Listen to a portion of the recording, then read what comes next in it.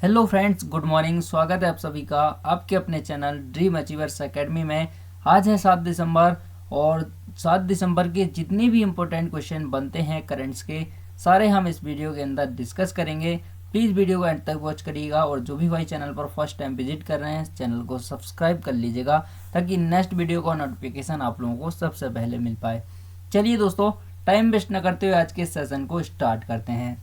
तो हमारा first question है, हाल ही में कौन पहला एक्सरे पोलरीमीटर सैटेलाइट जो है लॉन्च करेगा? Option number A NASA, option number B ISRO, option number C SpaceX और ऑप्शन नंबर डी इनमें से कोई नहीं। तो पहला एक्सरे पोलरीमीटर सैटेलाइट कौन लॉन्च करने जा रहा है? आइए देखते हैं किस संस्थान द्वारा जो है ये सैटेलाइट लॉन्च किया जाएगा। इसका राइट आंसर हो जाएगा इसरो के द्वारा। ठीक है, यानी कि ऑप्शन नंबर बी इसका राइट आंसर हो जाएगा। ठीक है, ISRO Indian Space Research Organisation. ठीक है, ऑप्शन नंबर बी इसका राइट आंसर हो जाएगा। ठीक है, अगला क्वेश्चन है हमारा, हाल ही में किसने खादी माटी कला महोत्सव का उद्घाटन किया है? Option number A Piyush Goyal, option number B S Jaishankar, option number C Amit Shah, option number D Rajnath Singh. तो खादी माटी कला महोत्सव का उद्घाटन किसने किया है? आइए देखते हैं। तो इसका राइट आंसर है अमित शाह ने। ठीक है, ऑप्शन नंबर सी इसका राइट आंसर हो जाएगा। ठीक है, चलिए अगला क्वेश्चन है हमारा, हाल ही में कौन सा देश सर्वाधिक वोट के साथ अंतर्राष्ट्रीय समुद्री संगठन के लिए निर्वाचित हुआ है? Option number A Bharat, option number B रूस, option number C Singapore, option number D Australia. इसका राइट आंसर है भारत। ठीक है, भारत जो है सर्वाधिक वोटों के साथ अंतर्राष्ट्रीय समुद्री संगठन के लिए निर्वाचित हुआ है। ऑप्शन नंबर ए इसका करेक्ट आंसर हो जाएगा। ठीक है, चलिए चूंकि भारत की बात यहाँ पर आई है तो यहाँ पर हम लोग देखते हैं मलेशिया ने भारतीय नागरिकों को वीज़ा जो है मुक्त प्रवेश की अनुमति दे दी है। यानी कि मलेशिया जो देश है यहाँ पर भारतीय नागरिक बिना वीज़ा के भी प्रवेश कर सकेंगे। ठीक है, चलिए, और भारत जो है सोशल मीडिया के लिए सख्त आयु सत्यापन योजना बना रहा है। साथ ही भारत को जो है लगातार तीसरी बार AIBD का अध्यक्ष भी चुना गया है, जो कि काफ़ी भारत को जो है गौरवान्वित करता है। ठीक है, चलिए, भारत जो है ICC के तीनों फॉर्मेटों में नंबर 1 स्थान पर रहा है। साथ ही भारत ने 2023 और 24 में रिकॉर्ड बनाया है, एक पेटेंट कराए हैं, रिकॉर्ड बनाया है 41,010 का पेटेंट जो है कराए हैं भारत ने। ठीक है, 2023-24 में। ठीक है, इतना क्लियर है। और भारत जो है लगातार 6 महीनों के अंदर बोल सकते हैं हम कि उभरते बाजारों में जो है शीर्ष स्थान पर बना रहा है। ठीक है, चलिए अब हमारा अगला क्वेश्चन है, हाल ही में किस देश के मारापी ज्वालामुखी में विस्फोट हुआ है? Option number A Japan, option number B Indonesia, option number C Australia, option number D America. तो इसका राइट आंसर हो जाएगा इंडोनेशिया, यानी कि ऑप्शन नंबर बी इसका राइट आंसर हो जाएगा। ठीक है, इंडोनेशिया के मारापी ज्वालामुखी में अभी हाल ही में विस्फोट हुआ है। ठीक है, ये आप लोगों को याद रखना है। ठीक है, इंडोनेशिया की जो यहाँ पर बात आई है तो भारत के जन औषधि केंद्र मॉडल का अनुकरण करना चाहता है इंडोनेशिया। याद रखिएगा, इंपॉर्टेंट क्वेश्चन यहाँ पे बन सकता है। ठीक है, और जो 43वां एशियन शिखर सम्मेलन है वो कहाँ पर आयोजित हुआ है? वो हुआ है जकार्ता में। कहाँ पर हुआ है? जकार्ता में। ठीक है, और इंडोनेशिया की राजधानी जो है दुनिया की सबसे प्रदूषित राजधानी जो है बन चुकी है। और फीफा ने जो है आगामी अंडर-17 जो है विश्व कप की मेजबानी इंडोनेशिया को सौंप दी है। किसने? फीफा ने। ये आप लोगों को याद रखना है। ठीक है, इतना क्लियर है। कोई भी डाउट होता है कमेंट सेक्शन में ज़रूर लिखिएगा। अगर आप लोगों का कोई सुझाव है, अगर आप लोग कोई सलाह देना चाहते हैं तो आप हमारे ईमेल पते पर दे सकते हैं। ठीक है, हमारा 5वां क्वेश्चन है, हाल ही में दुनिया के पहले पोर्टेबल हॉस्पिटल का उद्घाटन कहाँ किया गया है? Option number A Ladakh, option number B Gurugram, option number C Mumbai और ऑप्शन नंबर डी बेंगलुरु।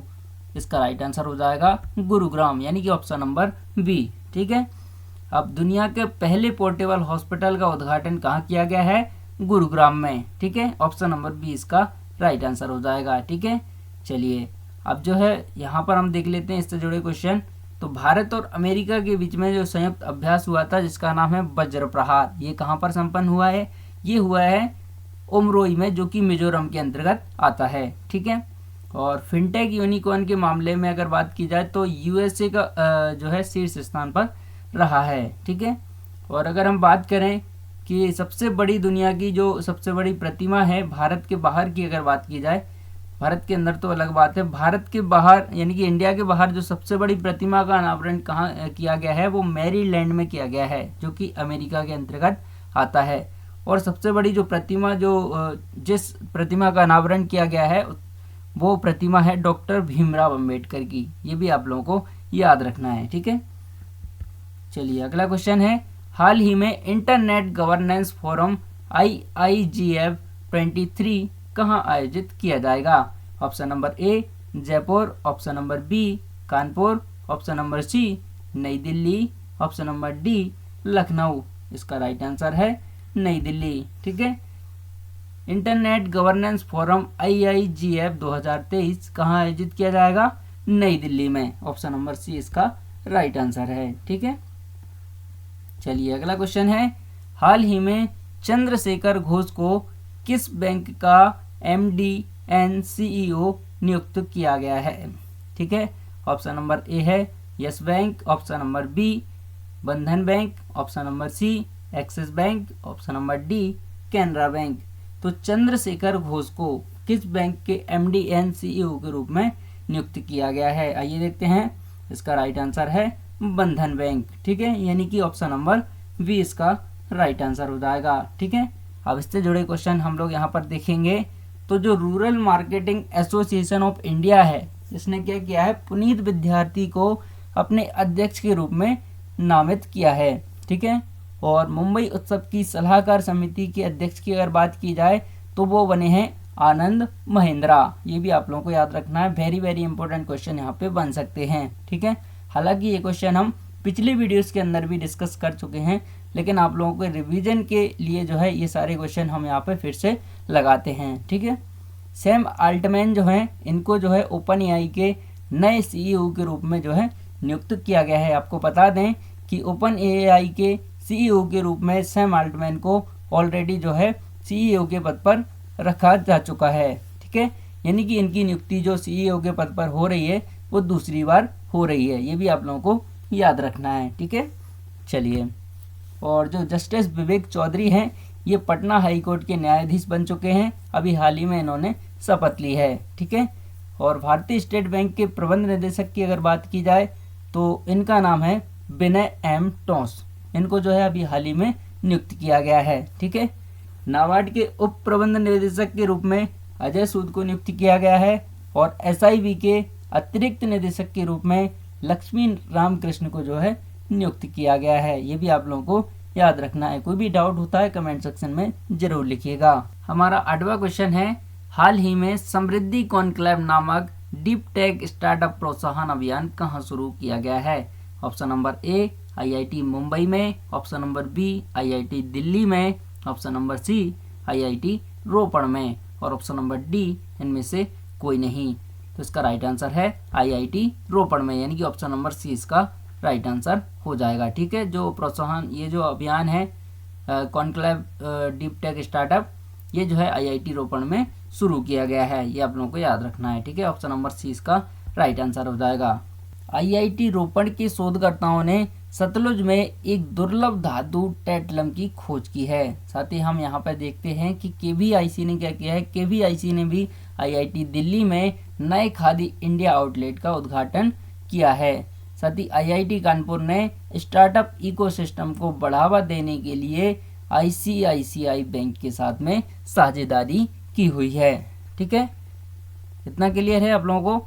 अगला क्वेश्चन है, हाल ही में भारत की 84वीं चेस ग्रैंड मास्टर कौन बनी हैं? Option number A Koneru Humpy, option number B Harika Dronavalli, option number C Vaishali Ramesh Babu, option number D इनमें से कोई नहीं। तो इसका राइट आंसर हो जाएगा वैशाली रमेश बाबू, यानी कि ऑप्शन नंबर सी इसका राइट आंसर हो जाएगा। ठीक है, इससे जुड़े क्वेश्चन हम यहाँ पर देखते हैं। तो भारत को 81वें जो ग्रैंड मास्टर बने हैं उनका नाम है सयांतन दास। ठीक है, 81वें।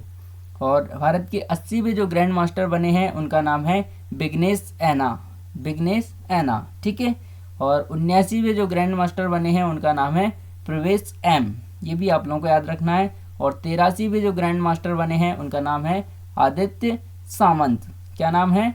आदित्य सामंत। ये 83वें ग्रैंड मास्टर बने हैं। और 82वें जो ग्रैंड मास्टर बने हैं वो बने हैं बोप्पला प्रणीत। क्या नाम है?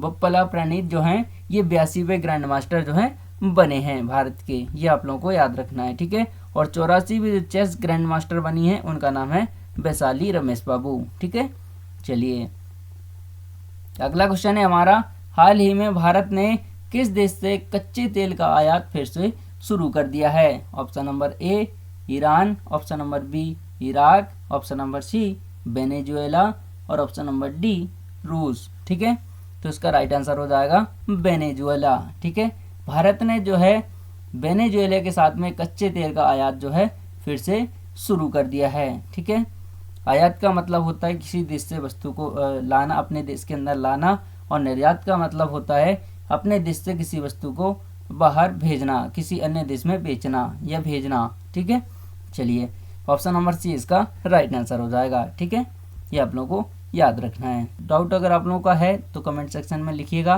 कोई सुझाव है तो ईमेल पते पर जरूर दीजिएगा।